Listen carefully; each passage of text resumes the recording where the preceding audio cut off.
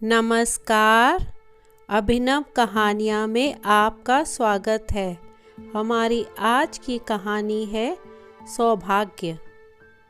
5 महीने बाद मदन शहर से कमाकर गांव लौटा था।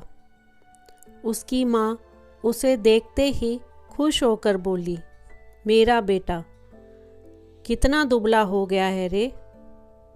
पैसे बचाने के चक्कर में ढंग से खाता पीता भी नहीं था क्या? 10 घंटे की ड्यूटी है माँ, बैठ कर थोड़े खाना है, काम करना पड़ता है। ये लो तुम्हारी मनपसंद मिठाई, लड्डू, कहकर उसने मिठाई का डिब्बा माँ को दिया। कितने की है? 450 की है। इस पैसे का फल नहीं खा सकता था क्या? अब तो आम का मौसम भी आ गया है, माँ ने शिकायत भरे लहजे में कहा। पूरा दिन गांव में सबसे मिलने में बीत गया था। रात हुई। एकांत में उसने बैग खोलकर एक डिब्बा निकाला और पत्नी नंदिनी की ओर बढ़ा दिया। क्या है ये? नंदिनी ने डिब्बा पकड़ते हुए पूछा। चॉकलेट का डिब्बा, खास तुम्हारे लिए, मदन मुस्कुराते हुए बोला।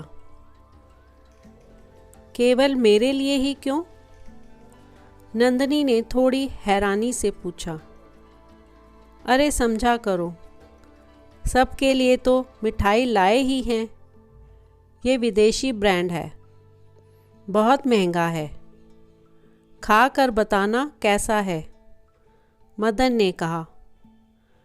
पर घर में और लोग भी हैं, माँ, पिताजी, भाई, भाभी, भतीजे, सब खा लेते तो क्या हो जाता? नंदिनी बोली। बस 5 पीस ही हैं इसमें, सब कैसे खा लेते? मदन ने पूछा। नंदिनी चहकते हुए बोली, तो तोड़ कर खा लेते। बहुत प्यार करते हैं सब मुझे। कितनी भाग्यशाली हूँ मैं जो आप मुझे मिले। लेकिन पता है ये सौभाग्य मुझे किसने दिया है? आपके माँ और पिताजी ने। उन्होंने ही आप जैसा हट्टा कट्टा, सुंदर और प्यार करने वाला पति मुझे दिया है। सोचो, तुम्हारे जन्म पर खुशी मनाने के लिए मैं नहीं थी। एक शिशु से जवान बनने तक, पढ़ाने लिखाने और नौकरी लायक बनाने तक में भी मैं नहीं थी। मैं तुम्हारे जीवन में आऊं इस लायक भी उन्होंने ही तुम्हें बनाया। ये पैकेट अब सुबह ही खुलेगा। एक माँ है जो 450 की मिठाई पर भी इसलिए गुस्सा होती है कि उसके बेटे ने उन पैसों को अपने ऊपर खर्च नहीं किया, और वो बेटा महंगी चॉकलेट चुपके से अपनी पत्नी को दे। ये ठीक लग रहा है आपको? माँ, पिताजी और बाकी घर के लोग गांव में रहते हैं, आप ही बस शहर में रहते हो। बहुत सारी चीज़ें ऐसी होंगी जो उन्हें इस जन्म में उसका नाम भी सुनने को नहीं मिलेगा।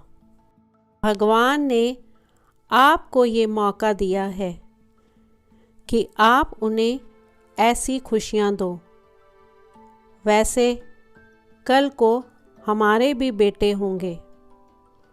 अगर यही सब वे करेंगे तो? मदन चॉकलेट का डिब्बा वापस बैग में रख बिस्तर पर करवट बदल सोच में डूब गया। तभी नंदिनी की आवाज़ सुनाई दी। क्या हुआ? बुरा लगा? मर्दों को रोना शोभा नहीं देता।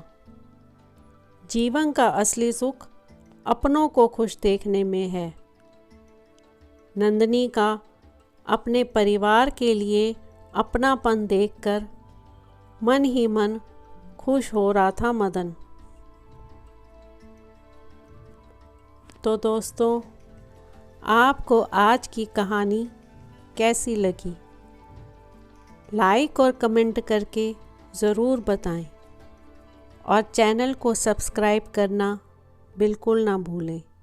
तो मिलते हैं एक नई कहानी के साथ। बहुत बहुत धन्यवाद।